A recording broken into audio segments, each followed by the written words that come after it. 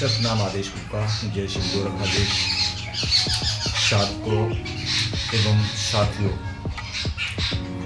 एवं दर्शकों, आज हम आप लोगों को बताना चाहते हैं, हमने कई वीडियो में और चिल्ला के हमने सारी बात कही, लेकिन आप लोग देखना और समझना पसंद नहीं करते हैं। हमारे पीछे हजारों वर्ष के इतिहास में चले जाओ, हमारे ऋषि मुनि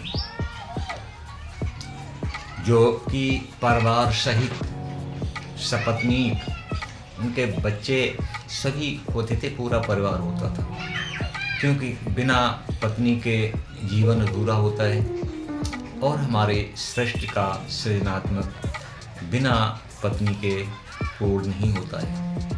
तो सृष्टि के सृजन के लिए हमारे ऋषि मुनि सपत्नी रहते थे और उनके बच्चे भी होते थे, और वह योग अभ्यास यानी योग साधना में रहते थे, और वह ब्रह्मांडी योग बल से अपनी ब्रह्मांडी शक्तियों को भी धारण करते थे, यानी प्राप्त करते थे।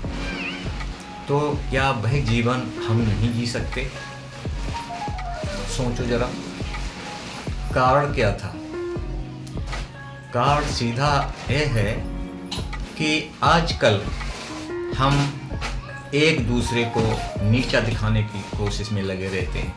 हम अपनी सारी ऊर्जा दूसरे ये इतना अच्छा क्यों, इतना ऊंचा क्यों, इतने सफलता कैसे प्राप्त की, उसके पीछे लगा देते हैं, और हम सफलता कैसे प्राप्त करें इसके पीछे नहीं जाते हैं। तो हमने ऋषि मुनियों का जो उदाहरण दिया है आप लोगों को, तो उनका ध्येय कैसा होता था कि वह पूरा जीवन लोक कल्याण में को समर्पित होता था उनका, और अब उनकी आयु हजारों वर्ष की होती थी। आज आप 60-70 तक नहीं पहुंचते हैं, आपको कहीं कैंसर से जूझने लगते हैं, तमाम बीमारियां घेर लेती हैं। कारण क्या है? आपका गलत खान पान और गलत नज़रिया। अगर अपने खान पान को बदल दें और अपने नज़रिया को बदल दें दूसरे के प्रति, तो आप भी वही जीवन जी सकते हैं जो ऋषि मुनियों ने जिया। वही लंबी उम्र के साथ आप अपना जीवन जी सकते हैं। उन्होंने अपनी योग तपस्या के बल पर, उनका कार्य ही था सिर्फ योग साधना करना। तो बताओ, उनका पूरा परिवार होता था। जब पूरा परिवार होता था और केवल योग साधना करते थे, तो उनका परिवार कैसे चलता था? जरा सोचिए। क्या उनके पास खेती बाड़ी या अन्य कोई साधन होते थे? नहीं। उन्होंने ब्रह्मांड के रहस्यों को उजागर किया, जाना, और उन्होंने ही काफ़ी काव्य लिखे हमारे ब्रह्मांड के बारे में, हमारे जीवन जीने की कला के बारे में, अपने ज्ञान के द्वारा। तो क्या आज हम वह जीवन नहीं जी सकते हैं? लंबी आयु का राज हम आप लोगों को बताते हैं। उनकी लंबी आयु का राज उनका योग बल, कि वह आप 1 मिनट में 15 से 20 बार आप काउंटिंग कर लेना, 15 से 20 बार आप सांस को लेते हैं, और जो योगी 1 मिनट में अधिक से अधिक 6 से 7 बार या इससे भी कम सांस को खर्च करता है, और आपकी संख्या 36 तक पहुंचती है।